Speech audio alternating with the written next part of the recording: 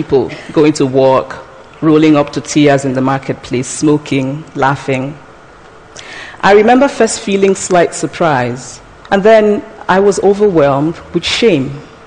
I realized that I had been so immersed in the media coverage of Mexicans that they had become one thing in my mind, the abject immigrant. I had bought into the single story of Mexicans, and I could not have been more ashamed of myself. So that is how to create a single story. Show a people as one thing, as only one thing, over and over again, and that is what they become. It is impossible to talk about the single story without talking about power. There is a word, an Igbo word, that I think about whenever I think about the power structures of the world, and it is nkali. It's a noun that loosely translates to be greater than another. Like our economic and political worlds, stories too are defined by the principle of nkali. How they are told, who tells them, when they are told, how many stories are told, are really dependent on power. Power is the ability not just to tell the story of another person, but to make it the definitive story of that person. The Palestinian poet Mourid Barghouti writes that if you want to dispossess a people, the simplest way to do it is to tell their story and to start with secondly. Start the story with the arrows of the Native Americans and not with the arrival of the British, and you have an entirely different story. Start the story with the failure of the African state and not with the colonial creation of the African state, and you have an entirely different story. I recently spoke at a university where a student told me that it was such a shame that Nigerian men were physical abusers like the father character in my novel. I told him that I had just read a novel called American Psycho, and that it was such a shame that young Americans were serial murderers.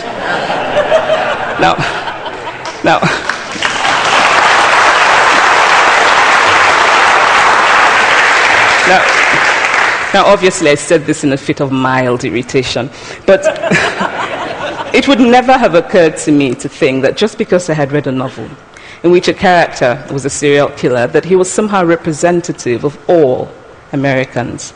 And now this is not because I'm a better person than that student, but because of America's cultural and economic power. I had many stories of America. I had read Thailand, Updike, and Steinbeck, and Gateskill.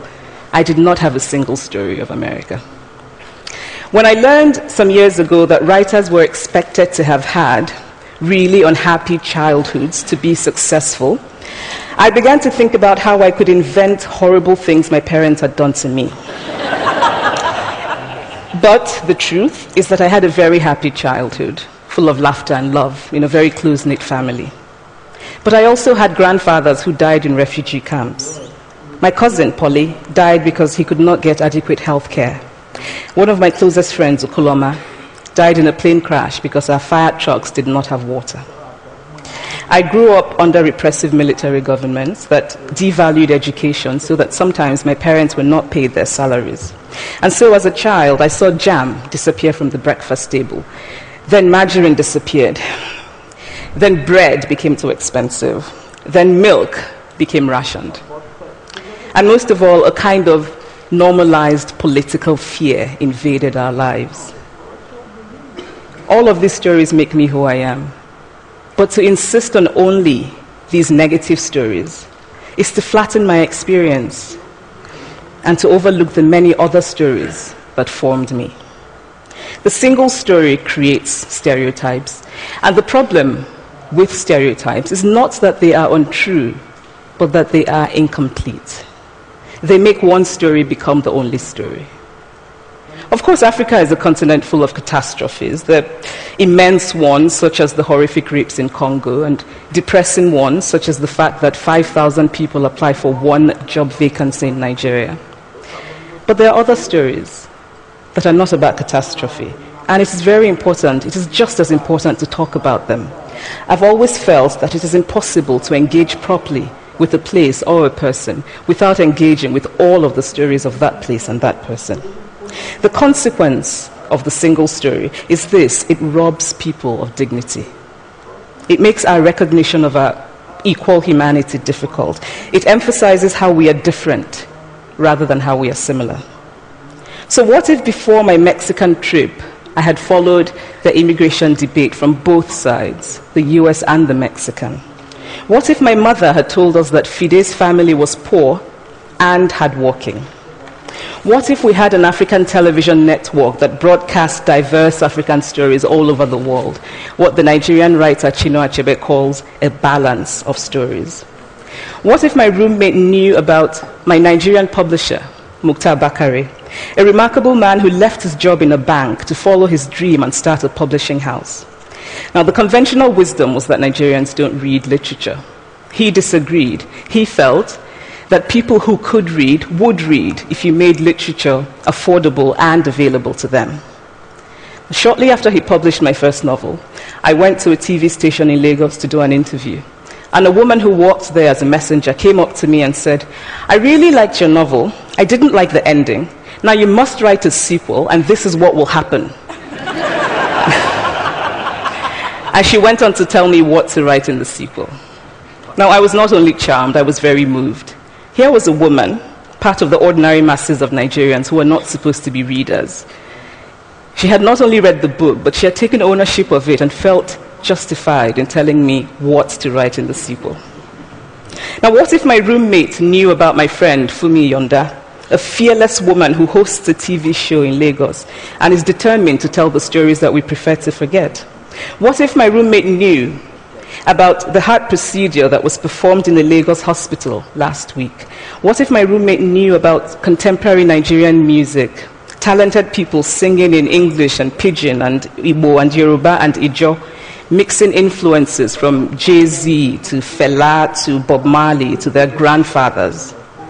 What if my roommate knew about the female lawyer who recently went to court in Nigeria to challenge a ridiculous law that required women to get their husband's consent before renewing their passports?